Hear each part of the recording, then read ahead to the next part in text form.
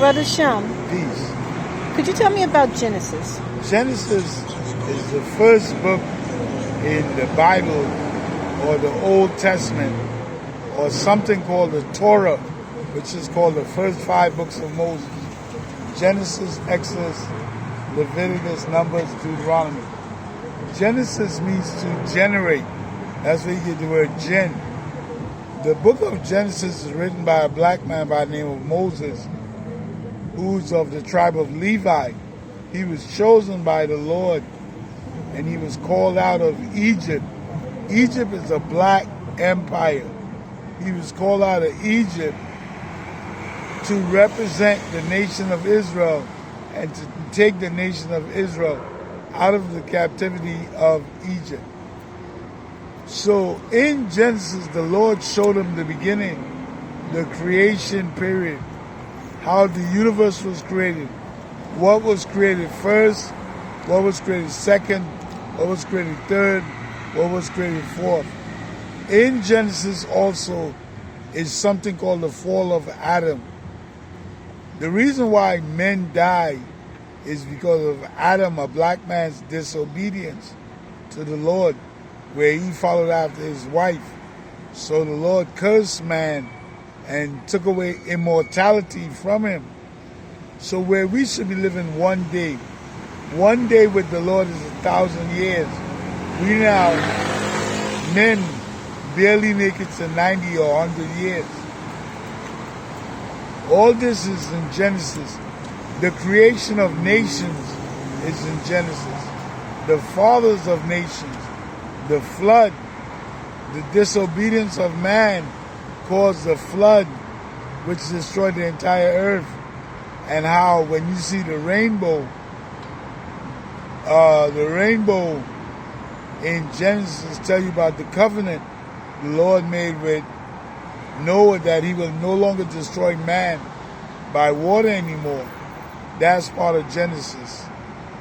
In Genesis come the tribes of the nations of the tribes of Israel, which is by the brothers.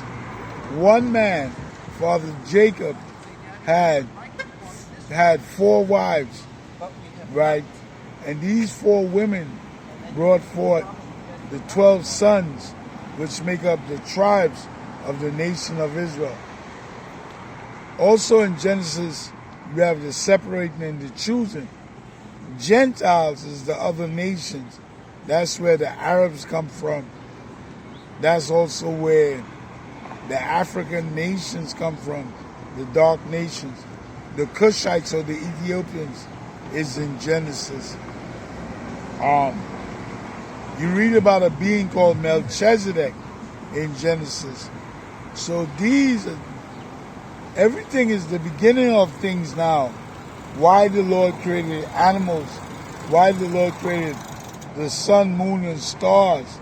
Also in Genesis, there is no hell, nor there is no heaven, because the Lord created no hell, nor did he create no heaven. He just tell you that from dust you were taken, and from dust shall you return when you die. You go a little further into Genesis.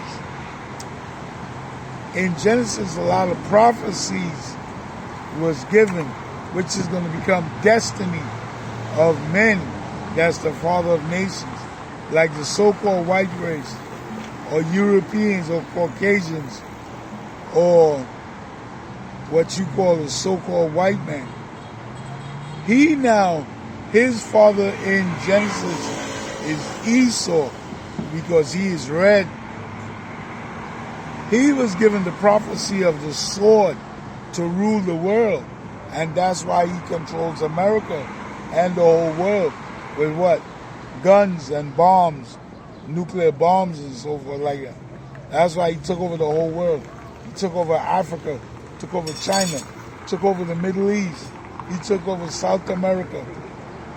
Genesis also, where he would go up into the mountains. This is all in Genesis. The Lord gave him the mountains of Mount Seir. Okay, so the purpose of Genesis is the beginning